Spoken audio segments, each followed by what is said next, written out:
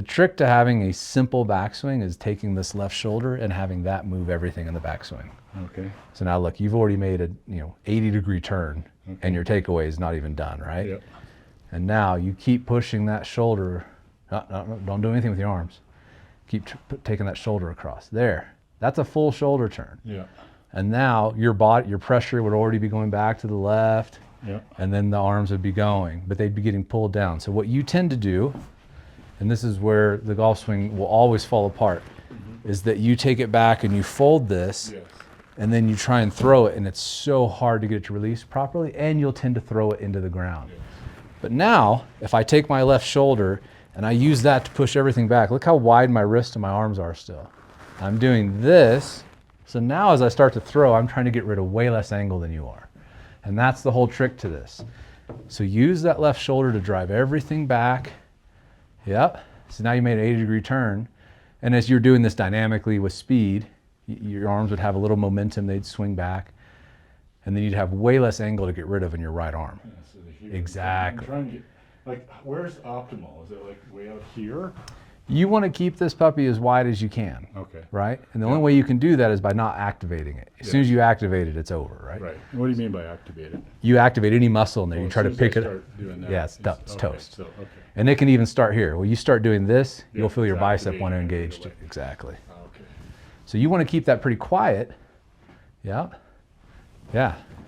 And then from there, it's way, way easier to get it released than Yes. from way back here. Yeah, it's more just, it's really light too. Yeah, exactly. It should feel more balanced.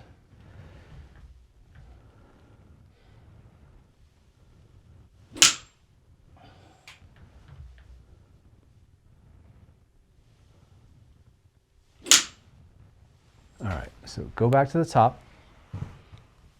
Okay, so now here's the trick to this. Yep. Once you're here, Yep. you should feel muscles down the left side of your body stretching a little bit. Okay.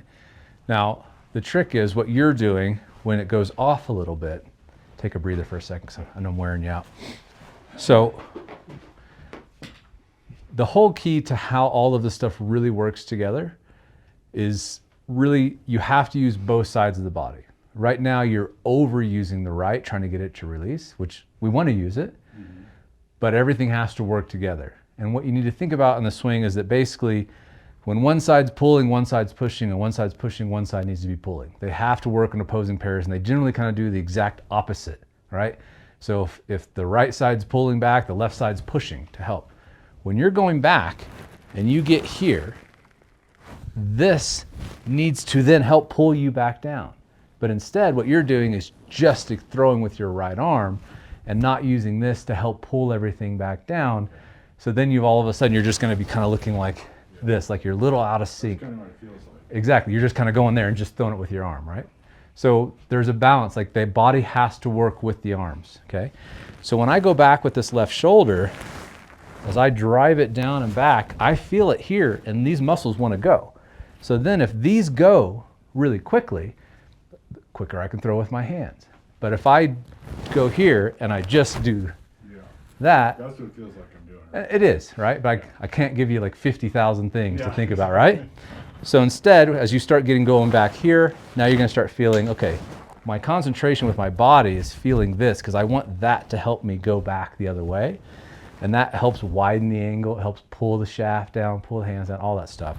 So now as I'm here, then I can throw, and the swing is more balanced and synchronized. It doesn't feel like that.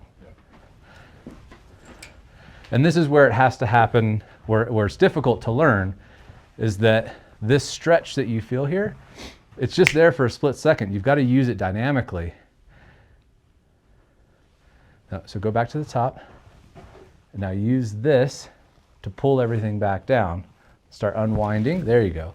And as this is unwinding, this can throw, exactly. But this has to start unwinding first to get everything going back. And that's why when you look at what the greats all talked about, like Lee Trevino said, when you start that takeaway, the only thing that better be moving is your left shoulder. That's how he thought about the swing. Bobby Jones thought about left side. Ben Hogan thought about left side during the takeaway. People tend to kind of just use the right arm too much during the takeaway, and that's what causes that narrow collapsed feel, and then you got to huck it from the top, and everything feels really disjointed. But the greats all looked really nice and wide, they're stretching this, they're pushing this back, and then that's really quick to bring everything back down. So that's why Nicholas felt like he could throw it from the top as hard as he wanted, but he had a caveat, as long as I'm moving left. Instead, what you're doing is here and just throwing without moving left.